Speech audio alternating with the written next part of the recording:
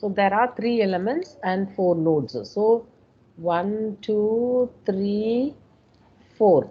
So there are 4 nodes, and there is one force F or P, you take it as. And this you will have what is that?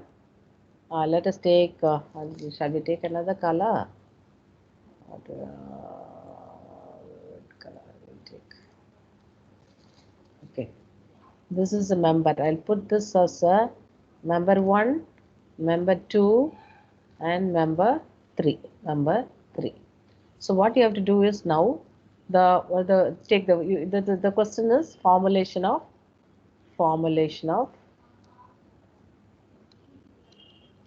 stiffness matrix. Stiffness matrix. So the first member, we'll move on to the first member. First member, 1 minute, wait. Usually, E is common. You take it as E is equal to common. That is for all the elements. E is equal to safe, and A is also area of cross section of the. This is a single element, but we have split it into three members, because we have given 4 nodes and 3 members are there. But E value, A value, and L value are same. L value are same for each members. So because it's a single element, single member, I have divided into 3 small members. So, the first member, what is A, E is, so this member is having this member, they are having A as common, E as common, and L is same. So first member AE by L into 1 minus 1 minus 1, 1. This is the stiffness matrix for the first member. So what is the numbering for the first member? Node numbering. Node numbering, if you are taking, the node numbering is, take this one. Node numbering is on the top. I will mark it 1, 2, 1, 2. Then can you tell me for the second member? The second member is AE by L. What's the numbering? Node numbering. How it is connected? Second member is connected. How it is connected? It is connected with the second and third node. Second and this node and third node.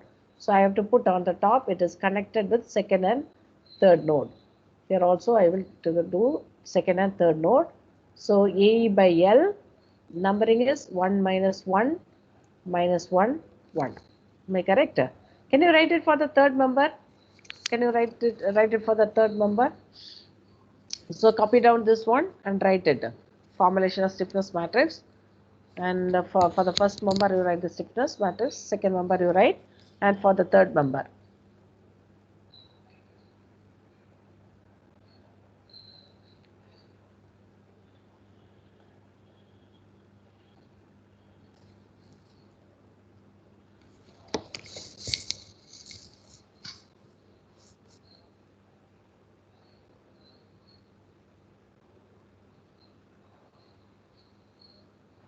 Finish third member.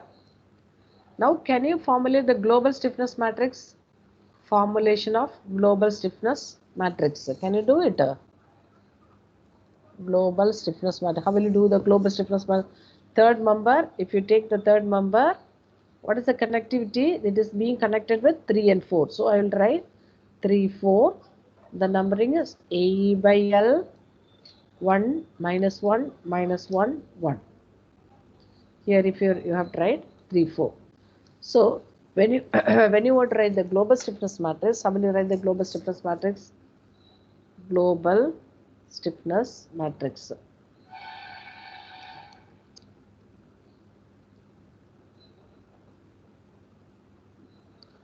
Global stiffness matrix. How will you write it? What is the numbering for the global stiffness matrix? This is fixed. Am I correct? Node 1 is fixed. Node 1 is fixed. So node 1 is it is fixed. It is fixed means it will not have any. If you are numbering this one,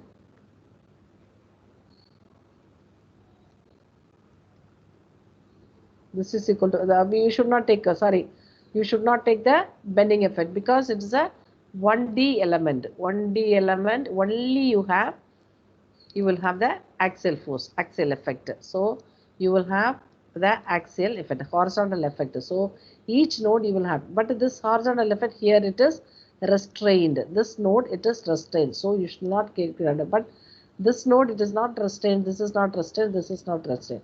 So global stiffness matrix you will have value 3, 4 and 2, 3, 4.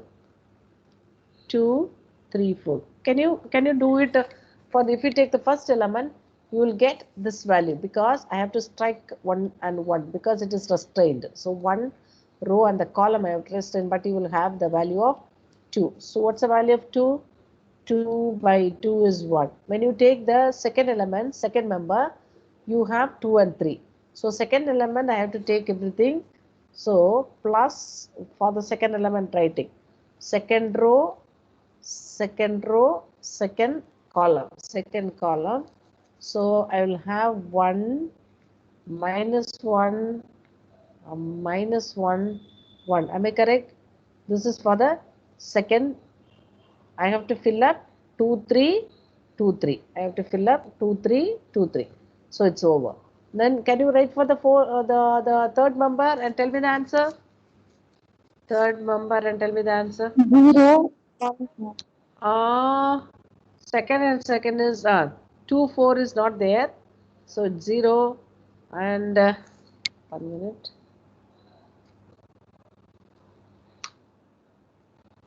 Minus 1. 1. Minus this is 3 4 is 3 3. What about 3 3? Here I have to add no. This 2, is 3 ma'am. 3. Yeah. So plus 1 plus 1. Uh,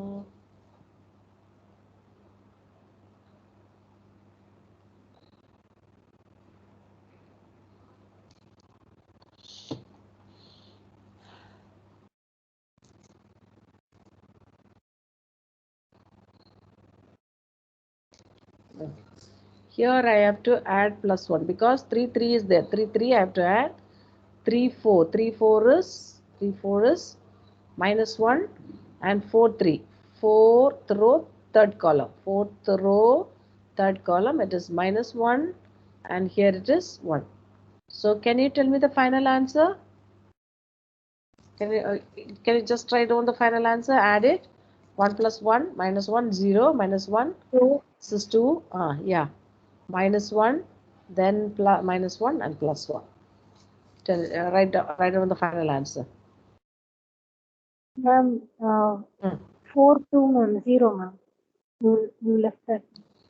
4 4 is 1, no? 4, 2, ma'am. 4, 2 4 is 2. 0. 4 to 2. Yeah, 0. Yeah, you can write here 0 0. No problem. There is no value. You can write. 4 2 is 0. It's correct only. 4 2 is 0. So tell me the final answer.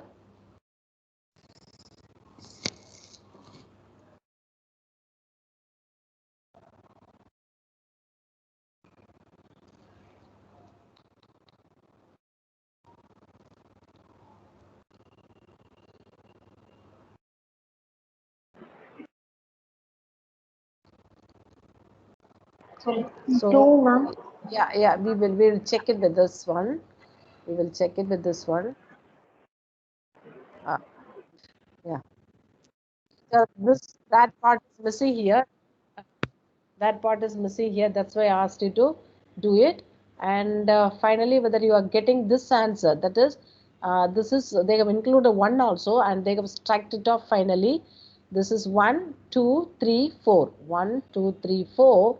So you will get the flow global stiffness matters 2 3 4 only. Just to listen, then we will go check it. Just to listen.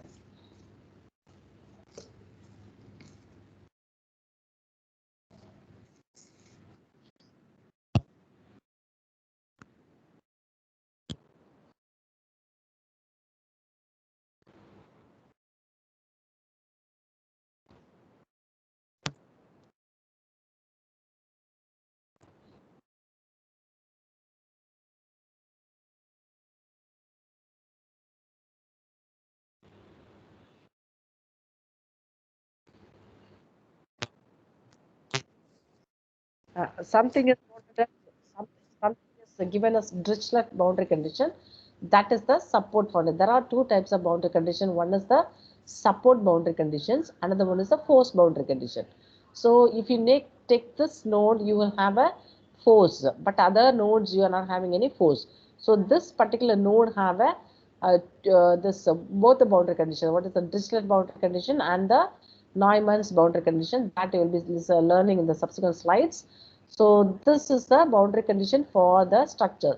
So this particular the thing is, this beam is resting on a column, resting on a column. So that's why it is denoted as fixed one. If it's resting on a wall, then it will be denoted as hinge support. So refers to a fixed boundary condition. So numbering, if you want, you can write the numbering as 1, 2, 3, 4. So we have finished this part as we have done in the first unit. So what they have done is they have done it in a shortcut manner. Shortcut manner. So the same way only they have done it, but it is grouped together. The final answer, check the final answer whether you are getting this one. The topmost portion will be, the numbering will be 2, 3, 4. Are you getting this answer? Check it. 2 minus 1, 0 minus 1, 2 minus 1, 0 minus 1, 1. Are you able to get the final answer? This is a global stiffness matrix. Yes. Yeah, you are able to get it. Okay, okay, very good. So, what is this one you have applied? What we have learned the first unit is, then and there we will remove the boundary condition. That's a 1 minute.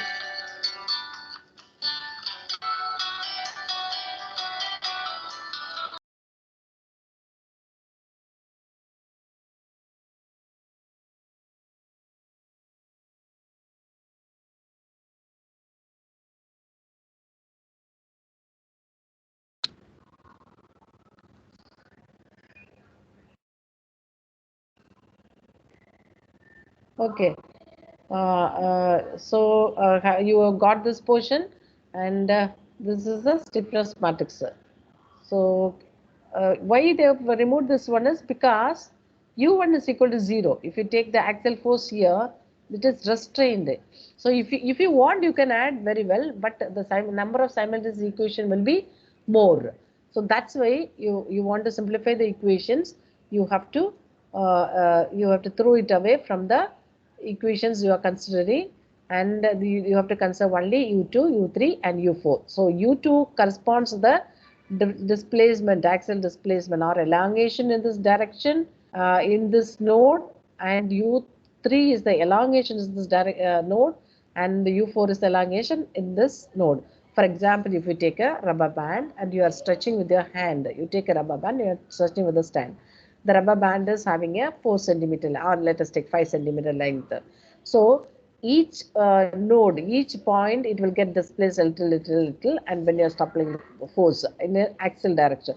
Same way here also, this node will get elongated by maybe 0.1 centimeter, this may be 0.1 centimeter, this may be 0.1 centimeter, depends upon the value of the stiffness and the forces acting. So U2, U3, U4 is the displacement at each node. That's why in the stiffness method, what we learned is, we will have only two nodes. For a single member, we will have a node at this point, A point, and this point, B point. Intermediate nodes we have avoided. Suppose if you want to find out the displacement at each and every point. Suppose if you want to find out some more displacements, if it's a very important structure, you want to find out the displacement different locations, then you have to add one node. Wherever you want to find out the axial elongation, there you have to apply one node and you have to find out. Here it is given us 4 nodes are there, and wherever you are taking the node, there you will get the displacement and the forces acting at the point at that nodes. So we have finished up to that one, and then it just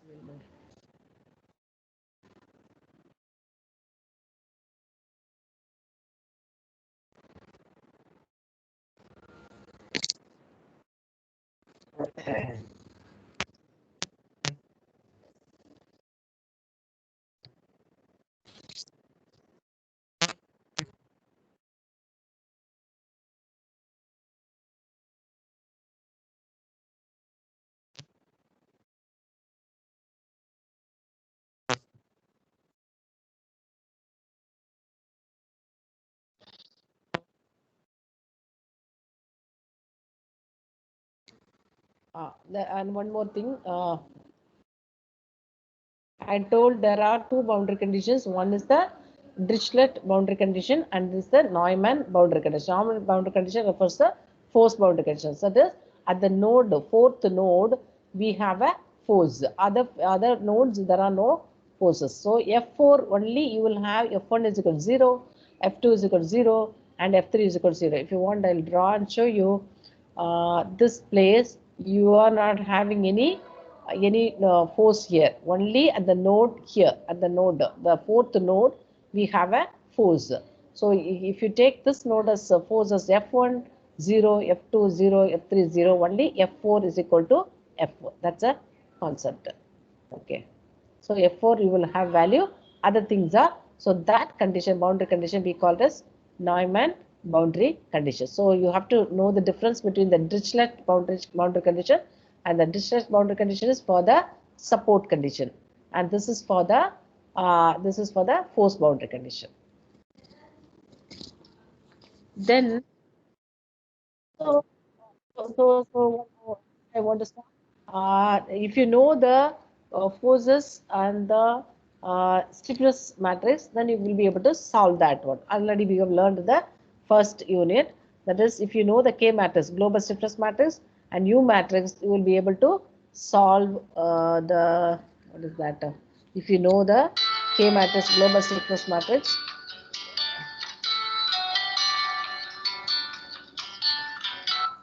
K matrix, if you know the K matrix and U matrix, K matrix, U matrix, F matrix, U is unknown. U is unknown because F is known, K is also known. K is also known, F is known.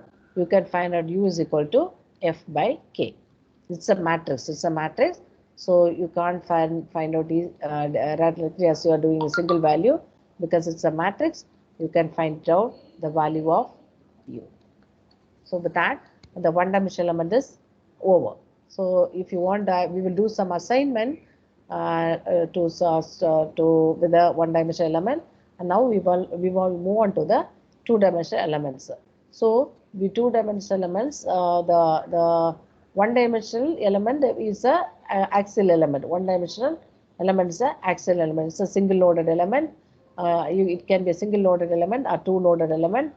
Sorry, not two single loaded, two loaded element, or it can be a three noded element. What we have learned in the example is a four noded element, four noded axial element.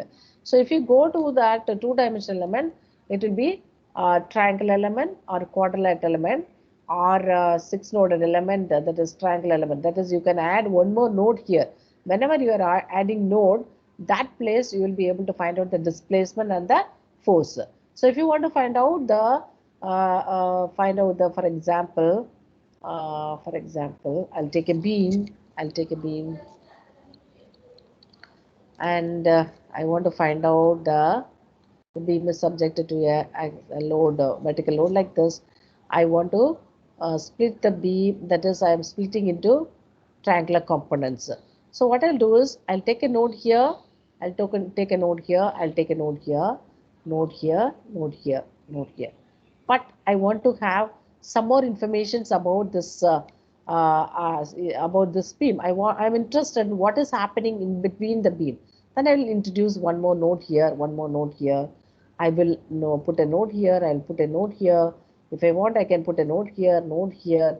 So whenever I'm introducing the node, there I'll be able to find out the displacements, U value and the force value. That places I'll get the U value, and U value maybe if it's in the case of axial load, you will get the axial deformation, but in the case of beam, you will get the vertical deformation as well as the bending moment. In the case of frame, this is for the axial element. This is for 1D element, one dimensional element. This is for 2D element, and for the 3D element, you will get the 3D element, you will get the 6 dimensions. That is the vertical force, the horizontal translation, about is the axis, then the 3 moments. You will get totally 6 quantities. Like that, you can find it out. So just to note it down, this is the 3 noded element. So what I am mentioning here is a single triangular piece. Instead of this triangle element at the same cantilever beam, I can make it as a cantilever beam. This is a fixed support, so I can make a quadrilateral element. This also possible. I can analyze this as a this is called meshing. This is called meshing. I can make it as like this, and I can do the meshing also. So different types of elements can be used. This is a 4-noded element.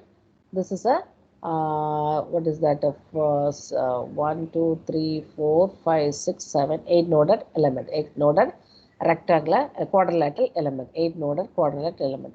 Suppose if you want to have a 3-dimensional analysis, what I have shown here is a 2-dimensional analysis. Only the x direction, y direction is there. But truly speaking, the beams are 3-dimensional. It will have a width also. So in that case, I have to go for the tetrahedron or hexahedron or the pentahedron dimensions. This nodes, shape element you have to use tetrahedron or hexahedron or pentahedron. You have to use it, and it can be also different nodes you can introduced in the tetrahedron and the pentahedron, hexahedron and the pentahedron. So different nodes. If you are interested in finding out the displacement at this point, you have to introduce one node, and you can introduce in between also. This body node also. This is called surface nodes. On the surface only we are introducing, and in between also you can introduce one node. Inside also you can use one node. So whenever you are using the increase in node, number of simultaneous equations will be increased. So for each node you will have suppose if you take the vertical displacement, you will have one vertical displacement here, one vertical displacement.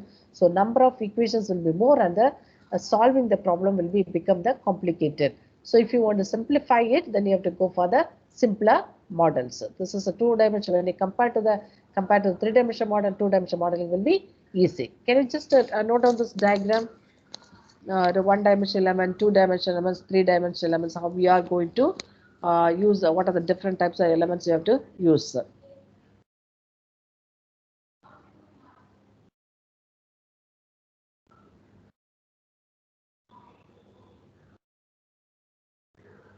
Draw the diagram.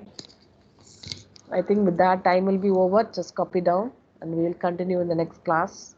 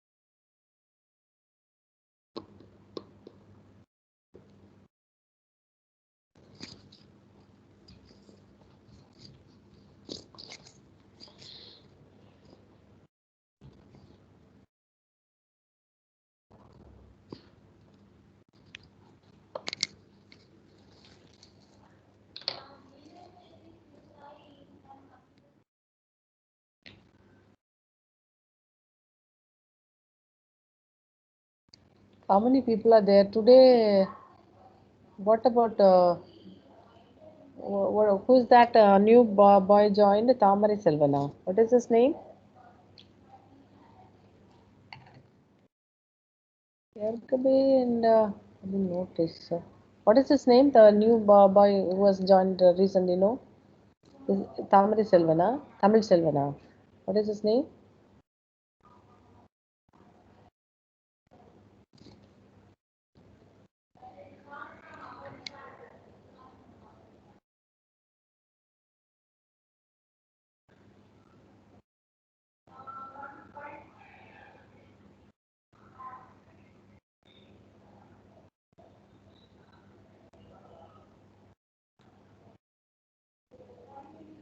क्या sir कभी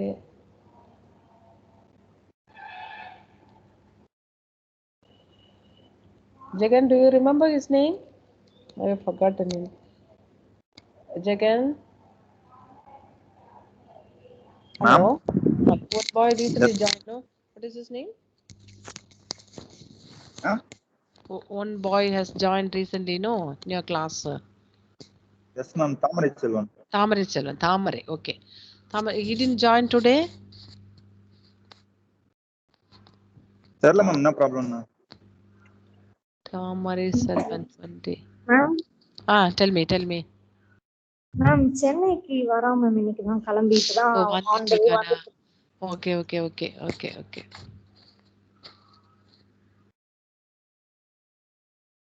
Yeah, the Mikias என்னாச்சு? They are not attending the classes regularly. Net problem for them? don't know ma'am. Can you just contact them? Otherwise, I'll put it in the WhatsApp group. Okay. Have you noted down this diagram? If you finish, then we will leave because you will have I think you have a next class from 11:55. No, then I have to close it off. If you copy down this one, otherwise should I continue tomorrow? Because you have to join the class at 7. Finished. Okay. Finished. Good. So these are the basic things, and only third unit consists of the introduction of the basic things, and then tomorrow we will move moving on to two-dimensional analysis, two-dimension analysis of formulation of stiffness matrix and the load vector for the two-dimension analysis. So this is 1D analysis. Do you have got any clarification? Because already we have done the first unit. It's same as the first unit, but we have introduced some intermediate notes. That's the only difference here. Here also you will find it this it's very simple only, but the shape function you have to find. That is one word called shape function and the constitutive matrix. These are our interpolation function. These are the two things you have to learn, and then it will be easy for you to cope up. Okay, it's not at all difficult to learn this fundamental analysis. This is only the basic things are included in your syllabus. Okay. So I think we can stop with this, and can we meet tomorrow? Because you have to attend the class at 11:55. Tomorrow onwards, I'll come to your class. Okay. Today I didn't know where you are sitting, so tomorrow I'll come to your class and I'll take the class. It will be in the online mode only because RGB and Mikias won't be able to join us. So in the online mode, but I'll come to the class and I'll take. Okay. Okay ma'am. Okay. Thank you very much. We'll